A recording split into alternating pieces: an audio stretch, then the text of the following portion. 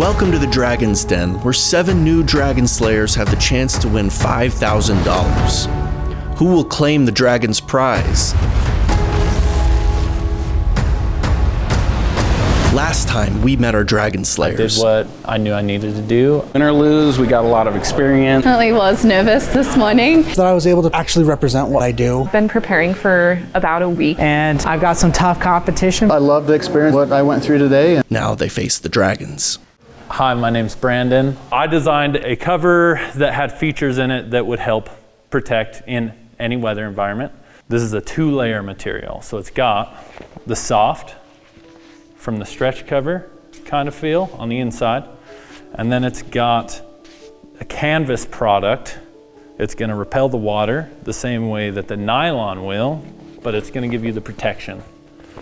Okay, we could do this for the mainstream market pretty easily because one size fits most, that's very common, but how do we make it personalizable on a worldwide scale? And that's where I brought 3D rendering into the picture. And you go ahead and you start anywhere where these dots are and just kind of track those dots. Stay about a foot away from it. About here? Yeah. Unlike a upholstery shop, they're gonna want your machine for a couple weeks, couple days sometimes. This takes a couple hours, you have your machine back. Then we have a software that's a pattern flattening software that goes hand in hand with our 3D scan. Creates a cut file, and then we send that directly to our production facility. Now our production facility, we actually have a company here in Blackfoot that we chose to work with because it was important to me that everything that we did was either USA manufactured or USA sourced, at least from a US company. All right, so we're gonna go over some of those features I talked about now. So we use a cam buckle strap that works, you pull it through, and now it's not gonna come back through. That wind isn't gonna get up underneath the cover and make it move around. We have included loop straps. One end has a loop sewn into it. So you would feed that loop into the D-ring.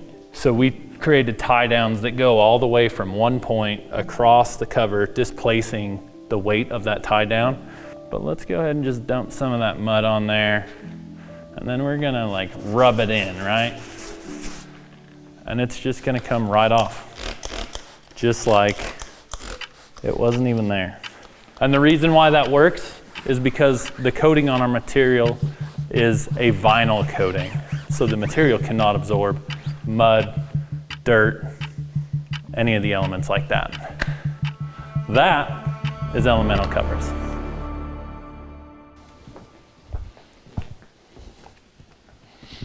Hi there. I'm Rusty. My name is Jason. We're with TDMD and we're bringing you Extrema-Heat. Our product come out of almost necessity.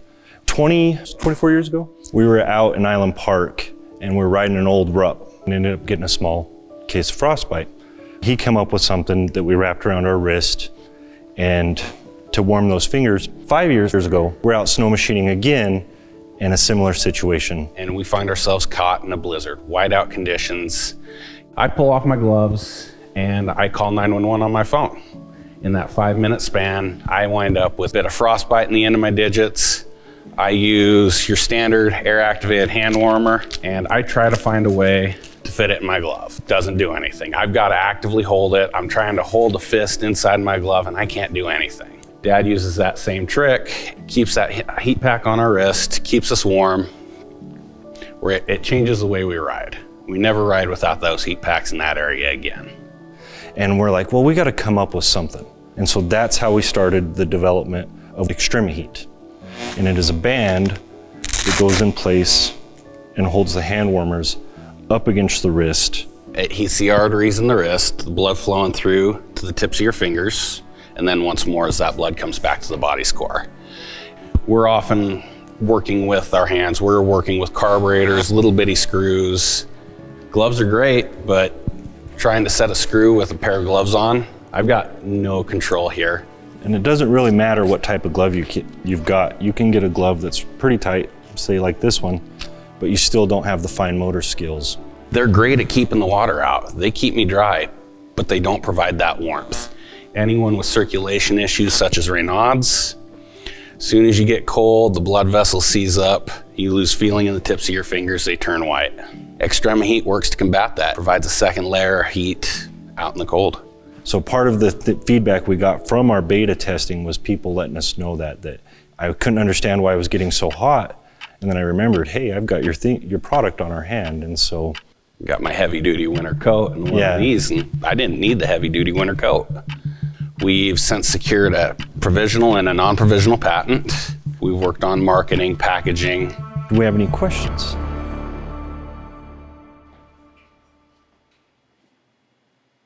Hi everyone, I'm Jay, owner and lead seamstress at The Little Gosling. The Little Gosling is a small children's clothing brand who's dedicated to preserving the art of American-made clothing. Each stitch is a commitment to quality, sustainability, and ethics. Handmade right here in Idaho Falls, we sew timeless heirloom items focusing on meticulous stitch quality and fabric quality. The average store-bought fast fashion item is designed to last no more than 10 wears. We have rigorously wash tested our clothing to last a minimum of 60 wears. We source and commission unique artwork from upcoming designers whose designs are then printed using the world's most advanced organic pigment printer. Pigment printing is a much more sustainable production method, drastically reducing the use of precious resources. We use a soft, cozy, American-grown cotton that's produced responsibly and tested for up to 350 chemicals. The story to how The Little Gosling was birthed, though, is rather poignant and encompasses so many of my personal beliefs. My grandmother, a garment worker in a denim factory, suffered from a severe lung disease caused by hazardous substances inherent in textile work, which ultimately took her life. The industry operates with slave and child labour and denies basic fundamental human rights. I have doubled my revenue for 3 consecutive years. It was no easy feat to navigate COVID supply chains and to source ethical fabric manufacturers. I believe that knowing your factory is just as important as knowing your local farmer. My imminent goal with The Little Gosling is to continue to grow a brand where everyone recognises the passion and dedication given in each outfit. I'm hoping to achieve brand recognition nationally and grow my online sales. What I am lacking in right now is the industrial machinery needed to grow my brand, which comes close to a $15,000 investment.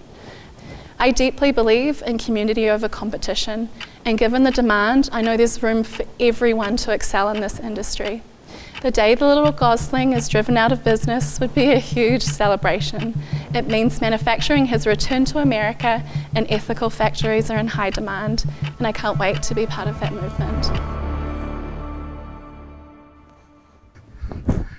How are we doing today?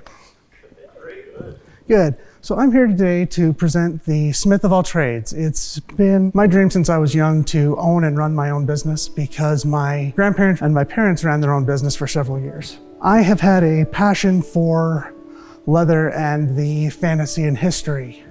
And I got extremely lucky in high school because I met a gentleman who actually took me under his wing and taught me armor smithing for about 2.5 years.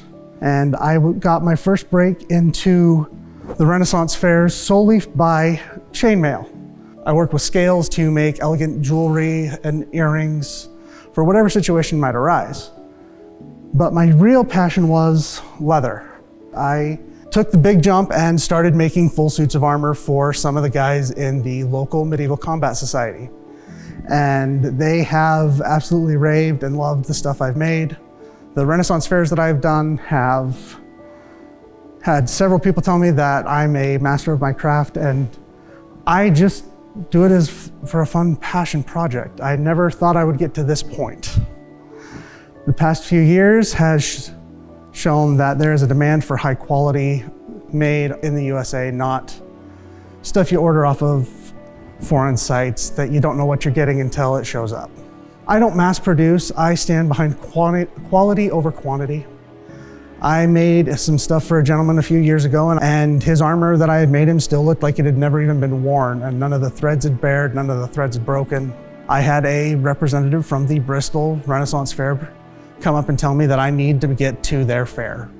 I had the same thing happen from a representative of the Texas Renaissance Fair, and those are two of the biggest Renaissance fairs in the nation. So to have an accolade from those two groups is more than I expected. But I don't just want to have a storefront where people can come in and look at my wares and buy my wares. I want to be able to teach and pass on the leatherworking knowledge so that other people who want to learn it can. But I also want to be able to provide a service to like the theater departments for schools and everything, if they need some costume stuff, be able to provide the costumery and everything that they need. Do you guys have any questions or anything so far from me?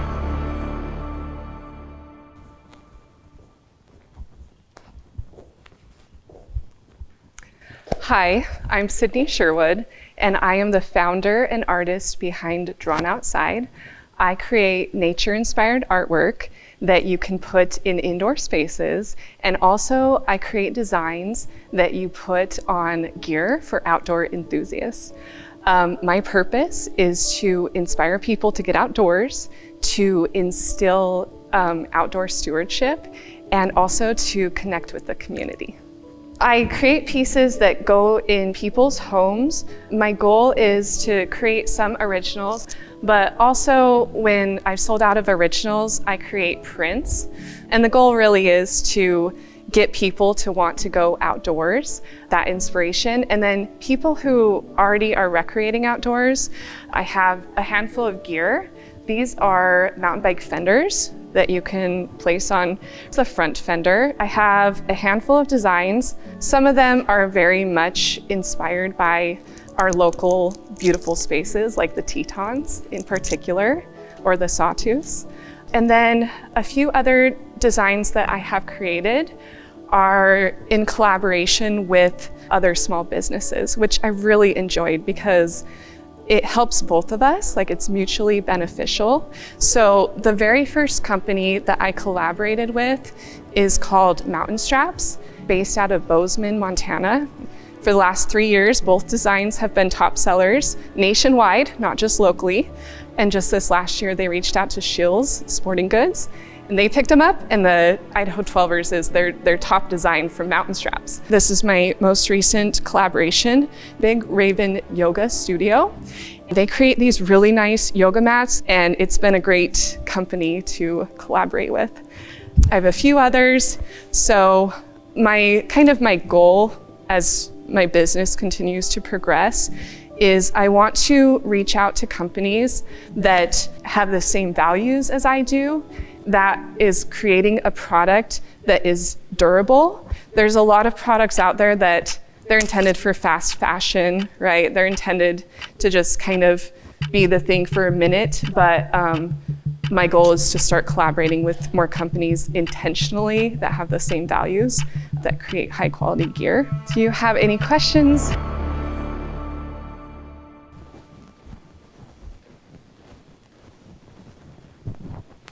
こんにちは、Dragons. 私の名前は Aaron James です。Hi, Dragons. My name is Aaron James, and I'm the owner of Enso Creative LLC.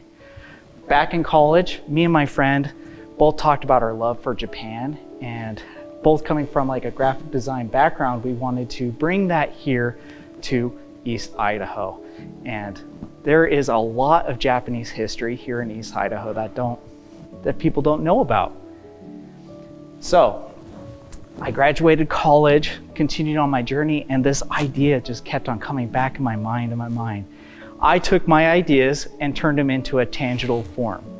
And I started out at the Idaho Falls Farmers Market next to the river.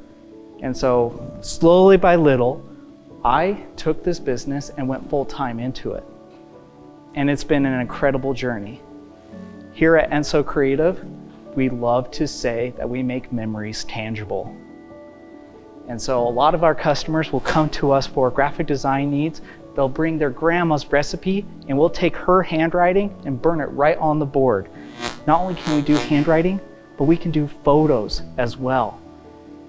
Immortalizing those memories and making those events even more exciting for the family, weddings, or any other events. So we have a supplier making these boards, and then I do the laser engraving work on it.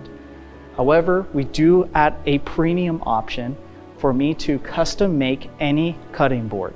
And that is due to the equipment of having both a 3-foot by 4-foot laser and CNC router.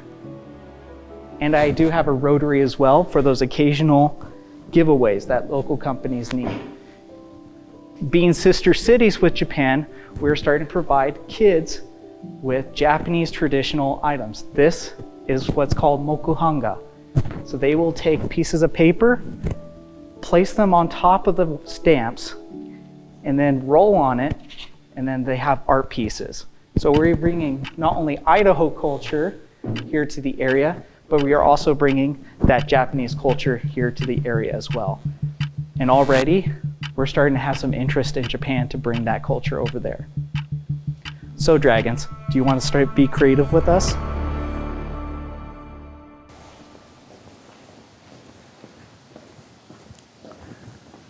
Hello, Dragons. My name is Ryan Dye. I'm from Rexburg, Idaho. Currently live in Rigby. I'm here to introduce you to the Soothing Scent Blanket. How this blanket was created, we had our youngest boy, Stetson. My wife, she works at night and I worked in the day. When she had to go back to work after maternity, well, Stetson, wanted nothing to do with me. And I was frustrated. I was pulling my hair out. So somewhere I heard that you could take a nightgown or a piece of clothing and put with a baby and it would calm him down. And within 3 seconds, he was laughing and giggling from screaming. So I was looking at that, I'm like, oh man, that's amazing. What else can so I started researching it, brainstorming, thinking. It took me about 3 months, but then I come up with the Soothing Scent Blanket. And as you can see, it starts out as a gown that the mom sleeps in with, a night or up to 3 nights to get their scent on it. So what I want to show you is how this product works. So you have the front of it, right? Front of it. If you go to the back panel, then go in between the middle panel, grab the shoulders, and then just flip. And it transforms into the blanket. You can see that it doesn't have any of the holes for the neck or the arms go through. And none of the spots of where mom is touching the gown, the baby's skin is not touching where any of what mom's is touching. So the other thing is it works really great for slipping over bouncers with car seats. You can lay it over, and even with pillows. That makes it so it's stretchy enough material. It can go over a lot of things. I haven't tested it on a NICU bed yet, but that's another thing that I'd like to test it on, because my wife told me they're a little bit skinnier than the pillow, but I still think it'll work. I do have a patent on it. It took me quite a few years to get the patent. Is there any questions? Next time, they'll face the Dragons' questions.